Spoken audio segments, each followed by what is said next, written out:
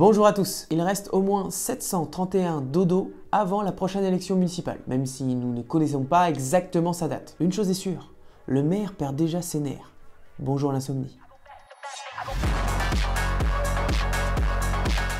Mais que s'est-il passé dans la tête de Yannick Moreau? Dans le cadre d'un droit de réponse, il attaque délibérément et injustement la presse locale. Quelle indignité. Le maire a en tout cas un nouveau passe-temps. Il compte les courriers des lecteurs négatifs à son encontre dans le Journal des Sables. Mais en soi, ça va pas! Mais c'est juste insupportable! Pour reprendre ses mots, évidemment la majorité silencieuse des Sablais n'écrit pas pour dire le plaisir et la chance qu'elle a de vivre dans une ville et agglomération où la qualité de vie est confortée. Non, c'est vrai. Elle se contente de voter contre le projet du Courlouet-Guédon. Pourquoi s'embêter avec la réalité quand on peut créer la sienne, monsieur le maire?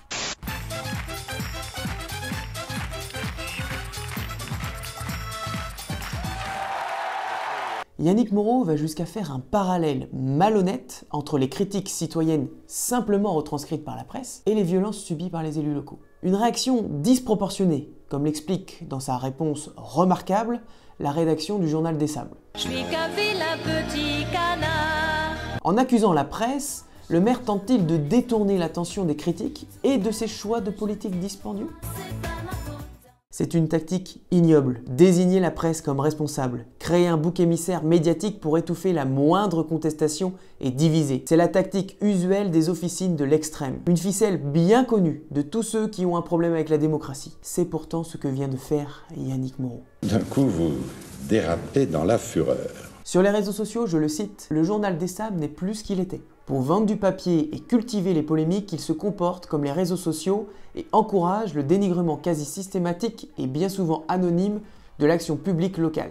Triste époque. Ou plutôt, triste préambule d'un élu de la République qui témoigne de son incapacité à résoudre les véritables problèmes de notre communauté. En même temps, il est difficile d'avoir tort quand on fait soi-même les questions et les réponses. Ne me touchez pas, monsieur, vous n'avez pas le droit de me toucher. Personne ne me touche. Ma personne est sacrée, je suis parlementaire. Yannick Moreau a-t-il la publicité qu'il mérite? Il mène une communication tapageuse, par exemple avec la votation sur les logements sociaux, et se fait reprendre par le préfet. Il mène des combats idéologiques, par exemple avec la statue Saint-Michel, et se fait reprendre par la justice. Il mène une politique dispendieuse, par exemple avec le Courlouet-Guédon, et se fait reprendre par les Sablais. Il mène une politique de divertissement et se plaint maintenant des spectateurs mécontents. Question, le maire a-t-il atteint un point de non-retour? J'essaie de me contrôler, mais j'ai un tempérament plutôt vif.